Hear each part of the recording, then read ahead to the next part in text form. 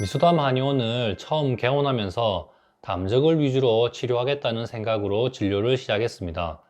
벌써 13년이나 지났네요.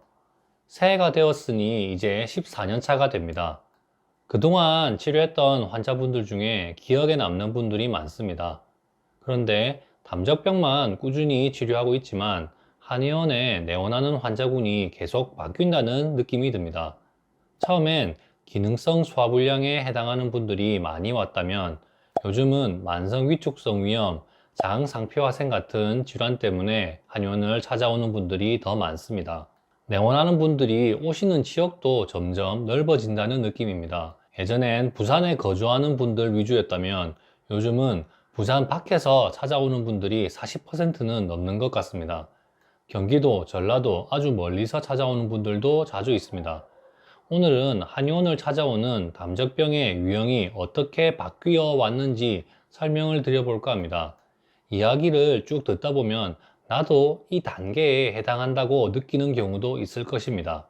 담적은 몸속에 독소가 쌓여서 생기는 병입니다. 담적이 위장병으로 나타날 수도 있고 대장병으로도 나타날 수 있고 피부병, 자율신경계 병으로 나타날 수도 있습니다. 오늘은 담적이 소화기 질환, 위장병, 대장병, 식도병으로 나타났을 때로 한정지어 이야기하겠습니다. 담적 때문에 위나 대장, 소화의 기능이 방해를 받으면 염증은 없는데 소화가 잘 안 되고 장이 불편한 증상이 생길 수 있습니다. 위장이 불편한 증상이 있는 상태를 기능성 소화불량, 신경성 위염이라고 부르고 대장이 불편한 증상이 있는 상태를 과민성 대장증후군이라고 부릅니다. 이런 상태가 오래 지속되면 점점 점막에 염증이 발생하면서 악화됩니다. 위장에 염증이 생기면 위염, 식도에 염증이 생기면 식도염, 대장에 염증이 생기면 궤양성 대장염이라고 부릅니다. 점막의 염증의 정도에도 차이가 있습니다. 급성 위염도 있고 만성 위염이 되면 점막의 점차 미란, 위축, 조직 변성의 단계를 거쳐 악화됩니다. 각각의 단계별로 미란성 위염, 위축성 위염, 장상피 화생으로 다르게 부르죠. 몸속에 담적이 생겨서 점막에 염증이 없는 상태, 이대로 쭉 유지되는 분도 있고 점점 점막에 염증이 생기는 상태로 악화되는 분도 있더군요. 담적 한의원을 하면서 개원 초기에는 염증이 없는 분들이 더 많이 찾아오셨습니다. 기능성 소화불량, 신경성 위염, 과민성 대장증후군이라는 진단을 받고 나는 왜 검사를 해도 병이 없다는데 이렇게 아프냐면서 걱정하는 분들이 많았습니다. 그래서 이런 분들의 배를 진찰하고 혀를 진찰하고 담적과 관련된 징후가 있으면 담적 때문이라고 진단하고 담적 치료를 통해 해결해 드렸죠. 치료 경험이 많아질수록 점점 더 잘 치료되고 치료 후 어떻게 될지, 얼마나 치료해야 나을지, 후유증은 얼마나 남을지에 대한 예측도 가능해지더군요. 저도 점점 더 치료에 자신감이 생겼습니다. 그런데 치료를 할수록 점점 더 심한 상태인 분들이 오시더군요. 소화력이 약해진 정도가 아니라 아무것도 못 먹는 상태, 죽도 못 먹을 정도로 소화력이 약해진 상태인 분들이 한의원을 찾아옵니다. 이런 분들은 제가 드린 약도 못 먹을 정도로 상태가 심했습니다. 약을 먹어내야 치료할 수 있을 텐데 약을 먹어내질 못하니 치료할 방법이 없었습니다. 그래서 먹는 약이 아니라 외부에서 자극을 주는 방법을 더 활용해 보고자 생각했습니다. 이때 병행한 치료법이 고주파나 뜸을 이용해서 배를 따뜻하게 하는 방법, 약침을 이용해서 혈자리에 약액을 주입하는 방법, 매선을 이용해서 계속 혈자리를 자극하는 방법이었습니다. 이런 치료 방법을 활용하니 아무것도 못 먹던 분들이 점차 약을 먹을 수 있을 정도로 회복이 되더군요. 또 고민을 했습니다. 그래도 담적을 치료하기 위해서는 약을 먹을 수 있어야 할 텐데 그러다 생각한 것이 농축을 해서 약의 용량을 줄이는 것이었습니다. 보통 알고 있는 한약과 제가 처방해드리는 농축약을 비교한 영상을 이미 보셨나요? 못 보신 분은 이 둘을 비교하는 글을 링크할 테니 확인해 보십시오.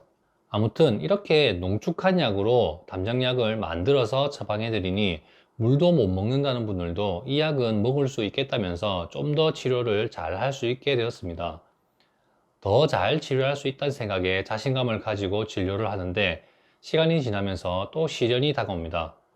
소화불량이 생긴 지 30년, 아주 마른 체형의 분들이 점점 많이 오십니다. 그런데 이런 분들의 배를 진찰하면 굳어진 부위가 없습니다. 담적 때문에 소화력이 약해졌다기보단 허증에 해당하는 위무력증이라 판단했습니다. 이런 분들은 배를 따뜻하게 하고 보약 성분으로 치료해야 합니다. 공진단, 녹용, 인삼, 부자 이런 한약재가 들어간 처방으로 치료해야 하는 분들입니다. 담적 한의원인데 담적 치료가 아니라 보약이 필요한 분들이 오다니 의아했지만 허증 위무력증, 장무력증으로 소화기 질환이라는 공통점이 있으니 저에게 찾아오셨나 생각하고 치료를 해드렸습니다. 담적병도 치료하고 허증 위무력증도 치료하면서 시간이 흐릅니다.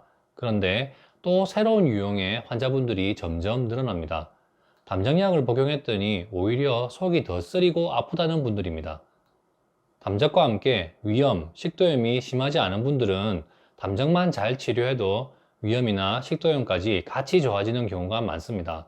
조금 더 염증이 심해진 분들은 한약재 중에서 염증 치료 약재를 추가한 처방으로 치료를 하던가 아니면 양약 중에서 위산 분비 억제제, 제산제도 내과에서 처방받아서 같이 복용하면서 치료하는 경우도 있습니다. 그런데 이런 치료 방법으로 해결되지 않는 분들이 있더군요. 어떤 분들인가 자세히 살펴봤더니 만성 위축성 위염 진단을 받고 온 분들이었습니다. 속쓰림, 명치통증, 자결감 등 점막이 자극되는 증상이 심하고 위산 분비 억제제를 복용하면 좋아지지만 끊으면 다시 심해지는 분들이었습니다. 이런 분들이 담적이 있다고 담적 치료약을 복용하면 오히려 속이 더 쓰려서 치료를 중단하는 경우가 종종 생기더군요. 그래서 또 공부를 하여 해결책을 찾았습니다. 이런 분들은 점막에 위축이 생긴 부위가 굉장히 자극에 예민한 상태더군요. 그래서 점막을 보호하고 회복시키는 것부터 먼저 한 후 담적을 치료하는 것으로 치료의 순서를 결정했더니 치료 효과가 좋았습니다. 점막 위축을 치료할 수 있는 한약재를 우선 처방하고 담적 치료는 약에는 그런 성분을 전혀 넣지 않고 고주파나 약침, 뜸 같은 외적 치료만으로 해결했습니다. 이러니 점막이 점점 회복되면서 속 아픈 증상도 좋아지고 담적도 좋아지니 소화력도 점차 좋아지더군요.